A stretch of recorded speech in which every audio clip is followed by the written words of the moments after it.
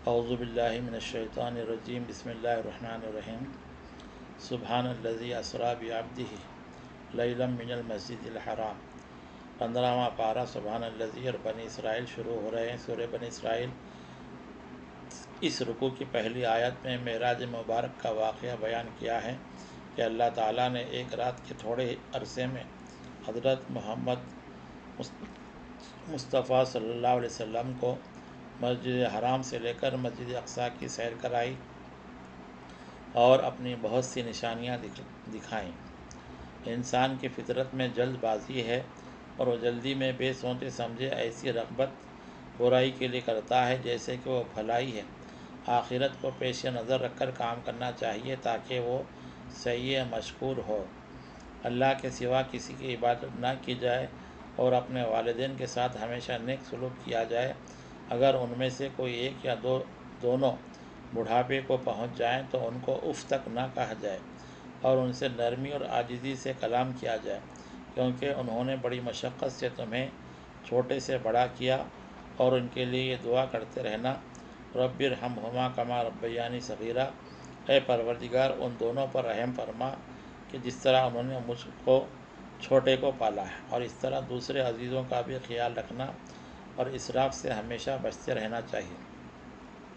مفلسی کے ڈر سے اپنی اولاد کو قتل نہ کرو، کیونکہ ان کو اور تم کو اللہ ہی رزق دیتا ہے۔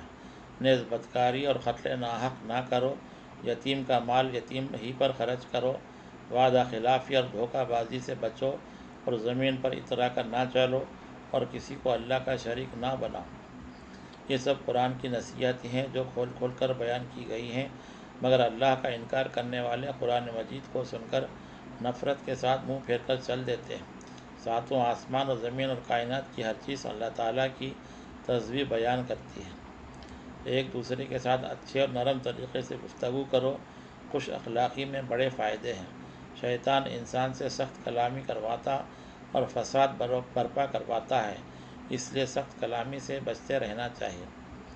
ابلیس نے حضرت آدم علیہ السلام کو سجدہ نہ کرنے کی وجہ یہ بتلائی کہ وہ مٹی سے بنے ہوئے ہیں، اور اپنے غرور میں اس نے قیامت تک حضرت آدم علیہ السلام کی اولاد کو بہکانے کی ٹھان لی، لیکن جو اللہ کے نیک بندے ہیں ان پر اس کا کوئی داؤ چل نہ سکے گا۔ اللہ تعالیٰ نے بنی آدم کو بحر و بر کی نعمتوں سے سرفراز فرمایا۔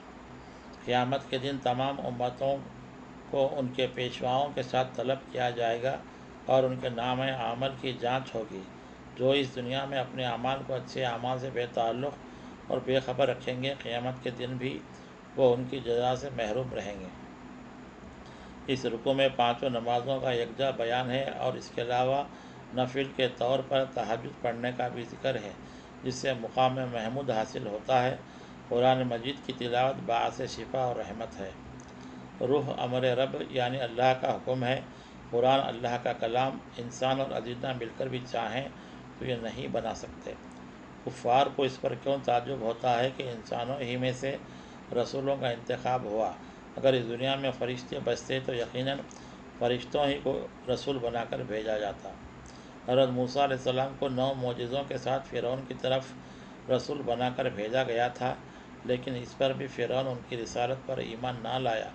یہ قرآن جو سب سے بڑا معجزہ ہے، حضرت رسول کریم صلی اللہ علیہ وسلم کو عطا کیا گا۔ جو اس پر ایمان لا کر اس کو سنتے ہیں تو نہایت عاجزی کے ساتھ اللہ تعالیٰ کے سامنے سجدہ ریز ہو جاتے ہیں۔ بسم اللہ الرحمن الرحیم۔ سورہ کہف اللہ تعالیٰ کی حمد کے ساتھ شروع ہوا، جس نے اپنے بندے حضرت محمد مصطفیٰ صلی اللہ علیہ وسلم پر ایسی کتاب نازل فرمائی جس میں کوئی کجی نہیں اور جو توحید خالص کی تعلیم دیتی ہے۔ اس میں اصحاب کہف یعنی غار اور پہاڑ والوں کا واقعہ بیان کیا گیا ہے۔ اصحاب کہف کئی نوجوان تھے جو اللہ تعالیٰ پر ایمان لائے تھے۔ اللہ تعالیٰ نے ان کو کفر کے مقابلے میں استقامت عطا فرمائی تھی، اور ایسا معلوم ہوتا ہے کہ وہ نوجوان جاگ رہے ہیں، لیکن دراصل وہ حالت خواب میں تھے اور ان کا کتا ان کی چوکھٹ پر پہرا دے رہا تھا۔ عرصے دراز کے بعد یعنی 300 سال کے بعد جب اللہ تعالیٰ نے انہیں جگایا اور وہ بازار میں سامان خریدنے نکلے تو حقیقت کھلی کہ وہ بہت پرانے زمانے کے لوگ تھے اور ان کے پاس پرانے سکے تھے۔ کوئی بھی کام شروع کرتے وقت انشاءاللہ کہنا چاہیے۔ اس کتاب سے آیتیں پڑھ کر سنایا کرو جو کہ اللہ تعالیٰ کو صبح و شام یاد کرتے ہیں اور اللہ ہی کے طالب رہتے ہیں تو اللہ ہی کے ساتھ لو لگائے رہنا چاہیے۔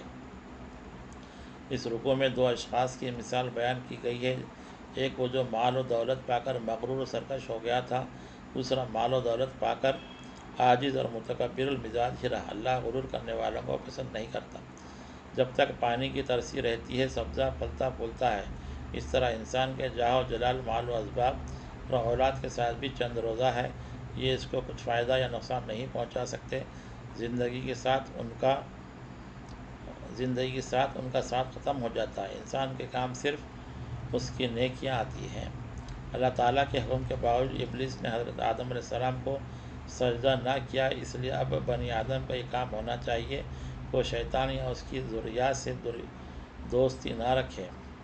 قرآن نے لوگوں کو سمجھانے کے لیے ہر طرح کی مثالیں بار بار بیان کی ہیں تاکہ لوگ آسانی سے سمجھ سکیں، لیکن جو ہدایت کے طلبگار نہیں وہ خواہ جھگڑے نکالتے ہیں۔ حضرت موسیٰ علیہ السلام کا وہ واقعہ بیان کیا جا رہا ہے جبکہ وہ حضرت خضر علیہ السلام کی تلاش میں اپنے خادم حضرت یوشع علیہ السلام کے ساتھ سفر کر رہے تھے، اور جب وہ دریاؤں کے ملنے کی جگہ پہنچے تو انہوں نے اپنے خادم سے توشہ نکالنے کے لیے کہا تو خادم نے کہا کہ ان کی تلی ہوئی مچھلی برتن سے نکل کر سمندر میں چلی گئی۔ مچھلی کے جانے کے مقام پر حضرت خضر علیہ السلام سے حضرت موسیٰ علیہ السلام کی ملاقات ہوتی ہے، اور اس شرط پر ان کا ساتھ رہتا ہے کہ وہ حضرت خضر کی کسی امر کی بابت سوال نہیں کریں گے۔ حضرت خضر علیہ السلام نے کشتی میں سوراخ کرنے اور ایک کمسن لڑکے کو قتل کرنے کا ذکر ہے، جن کو خلاف فطرت انسانی ہونے کے سبب حضرت موسیٰ علیہ السلام برداشت نہ کر سکے اور حضرت خضر سے خلاف وعدہ سوال کر ہی بیٹھے۔ صدق اللہ العظیم۔ پارہ 15 کی تفسیر ختم ہوئی۔ اللہ تعالیٰ سے دعا ہے کہ وہ پڑھی گئی تفسیر کو سمجھنے، قرآن شریف کے معنی و مفاہیم پر عمل کرنے اور قرآن کے پیغام کو ساری دنیا میں عام کرنے کی توفیق عطا فرمائے۔ وآخر دعوانا ان الحمد للہ رب العالمین۔